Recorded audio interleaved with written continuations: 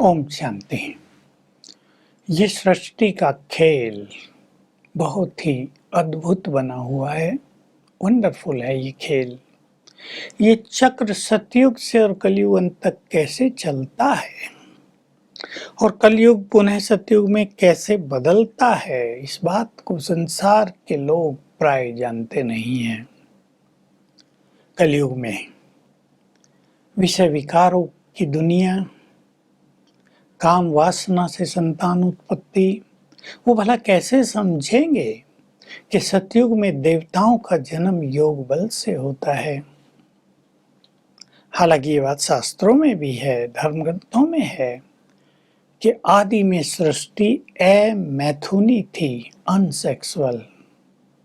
योग बल से उन्होंने संगम युग पर, पुरुषोत्तम संगम युग पर इतना योग बल इकट्ठा किया था कि वो संकल्प के रूप से काम में आने लगा, संकल्प बल हो गया।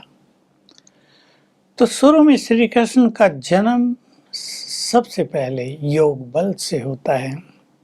योग बल के लिए बहुत मनसा शक्ति, बहुत पावरफुल स्थिति चाहिए, क्योंकि श्री कृष्ण जब आते हैं उसके लिए बाबा ने स्वयं कुछ बातें कही हैं। जब तमोगुणी आत्माएं, कलयुग की तमो प्रधानता पूरी तरह समाप्त हो जाती है, तब श्री कृष्ण का जन्म होता है। जब भ्रष्टाचारी आत्माएं पूरी तरह से समाप्त हो जाती हैं, तब श्री कृष्ण का जन्म होता है। समझा जा सकता है कि प्रकृति संपूर्ण पावन हो जाए तब तो पावन शरीर का निर्माण करे। तो भला कलयुग में आजकल के तामसिक वातावरण में देवताओं का जन्म कैसे हो सकता है। देवताओं के लिए शिव बाबा ने स्वयं एक बात कही है, पतित आंखों से देवताओं को नहीं देखा जा सकता। कोई कहे कहीं श्री कृष्ण ने जन्म ले लिया, उसको देख ही नहीं सकते, वो अंडरग्राउंड है। गलत, वो विश्व महाराजन है, वो तो सम्राट का बेटा होगा, इसलिए उसके जन्म के साथ साथ देवताओं का जन्म भी बहुत हो जाएगा। सबका जन्म योग बल से होगा, सभी पवित्र आत्माएं होंगी। श्री कृष्ण के साथ जन्म लेने वाले 9 लाख बहुत महान आत्माएं, पुण्य आत्माएं और पवित्र आत्माएं होंगी। हम सब भी ऐसा ही पुरुषार्थ कर रहे हैं कि श्री कृष्ण को केवल याद न करें। इस महाविनाश के बाद जब श्री कृष्ण का इस धरा पर आगमन होगा तो हम भी उनके साथ हों। पुरुषोत्तम संगम युग के 100 वर्ष 2036 में पूर्ण हो रहे हैं, उसके बाद ही देवताओं का आगमन प्रारंभ होगा। ये तो बिल्कुल निश्चित बात है, सहज बात है। विनाश के काल में हमें स्वयं को सेफ भी रखना है। चारों ओर कलयुग का बहुत तमोगुणी वातावरण है, विकारों की जैसे आग लगी हुई है। इस विकारों की आग में हरेक का मन जला जा रहा है। युवा वर्ग तो बिल्कुल झुलस गया है इस अग्नि में। हमें अपने को सेफ रखना है तो चारों ओर पावरफुल ऑरा भी बनाना पड़ेगा। सर्वशक्तिवान हमारे सिर पे छत्र छाया है, इस स्मृति में भी रहना होगा। और आने वाले काल में जो परिस्थितियां बहुत बढ़ जाएंगी, भय का माहौल होगा, जैसे हो चुका है। सब जानते हैं, कोरोना काल से इस वसुंधरा पर भय बहुत फैला है। अनेकों की मृत्यु भी भय के कारण हुई और बहुतों में भय, अंदर का भय, उनके सबकॉन्शियस माइंड में समा गया है। ऐसा भय बहुत दिखाई दे रहा है। हमें इस भय को भी समाप्त करना है और अपने को बहुत पावरफुल भी बनाना है। हम सचमुच बहुत पावरफुल हैं, क्योंकि सर्वशक्तिवान की संतान हैं। हमें इस स्मृति को बहुत ही बढ़ा देना चाहिए। एक तो ये स्मृति बढ़ानी है, दूसरा योग अभ्यास से हमें सर्वशक्तिवान से शक्तियां प्राप्त करते रहना है।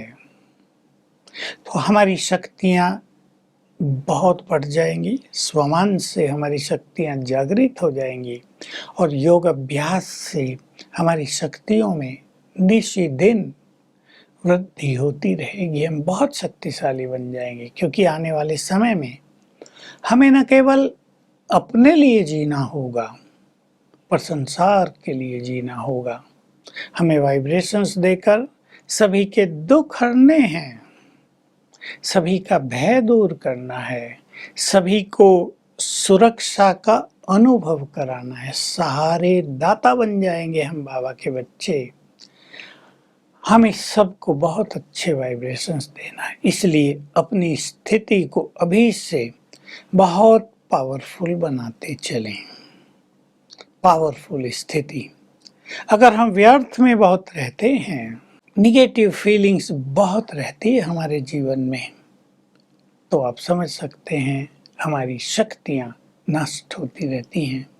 इसलिए जहां एक और हमें शक्तियां इकट्ठी करनी है, जमा करनी है, वहीं दूसरी ओर इनके व्यर्थ बहाव को भी रोकना है जरूरी। हम शक्तियां इकट्ठा करते रहें और वो बहती रहें तो हम वैसे के वैसे ही नहीं रह जाएंगे। बहुत लोग इस बात को समझ नहीं रहे हैं। योग भी अच्छा कर लेते हैं, लेकिन दिन में व्यर्थ में रहने के कारण, व्यर्थ बातचीत, व्यर्थ संकल्प, व्यर्थ देखना, तो शक्तियां बहुत बह जाती हैं। इसलिए अपने को शक्तिशाली नहीं बना पाते। एक बात की बहुत ज्यादा जरूरत है। जिन्होंने ईश्वरीय ज्ञान लिया, जो ब्रह्मावत्स हैं, वो इस बात को, केवल वही इस बात को समझ सकेंगे कि देवताओं को जन्म देने वाले माँ बाप, उन सब ने जन्म ले लिया है, जिसे हम एडवांस पार्टी कहते हैं। अब उनका जन्म तो कलयुग के घरों में ही हुआ है। ठीक है, वो आत्माएं जिनके घर में जन्म हुआ, वो परिवार थोड़े सात्विक होंगे, कोई बहुत ज्यादा सात्विक होंगे, लेकिन कलयुग का प्रभाव इन आने वाली देवताओं की आत्माओं पर थोड़ा थोड़ा पड़ सकता है। इसके लिए हम सभी को बहुत पावरफुल वाइब्रेशंस चारों ओर फैलाने हैं, निरंतर ये काम करना, ताकि ये आत्माएं जब जन्म लेंगी तो पूरी सेफ रहेंगी। चलो, देवताओं का जब जन्म होगा तब तो कलयुग का वातावरण ऐसा बचेगा नहीं, लेकिन देवताओं के माँ बाप पर कलयुग के माहौल का असर पड़ ही जाता है। लेकिन न पड़े, इसके लिए हमारे पावरफुल, पॉजिटिव, प्योर वाइब्रेशंस बहुत काम करेंगे। उनके चारों ओर एक ओरा बना रहेगा, उनके घर के चारों ओर ओरा बना रहेगा। उनके घर में तामसिक वातावरण होगा ही नहीं, थोड़ा बहुत होगा भी तो उसको हमारे वाइब्रेशन समाप्त कर देंगे। ये बहुत ही गुह्य गति है। इसलिए सभी को अपनी स्थिति को बहुत पावरफुल बनाना, दूसरों को मदद करने के लिए भी, और ये काम ईश्वरीय कार्य में बहुत बड़ा सहयोग देने का है। देखिए कितना सूक्ष्म काम है, जिसको कोई समझ नहीं सकता कि देवताओं के माँ बाप को हमें प्रोटेक्ट करना है। एडवांस पार्टी की गई हुई आत्माओं को हमें सुरक्षित करना है, सुरक्षा प्रदान करनी है कलयुग के वातावरण से, गंदगी से, तमोगुण से। तो हम अपने अच्छे वाइब्रेशंस अवश्य फैलाते रहें। इसके लिए व्यर्थ से मुक्त रहना, अपनी इस जिम्मेदारी का एहसास रखना, ये परम आवश्यक है। और डेली इन आत्माओं के लिए भी, जो देवताओं के माँ बाप हैं, हम कुछ समय निकाल कर कम से कम 15 मिनट अच्छे वाइब्रेशंस अवश्य दिया करें।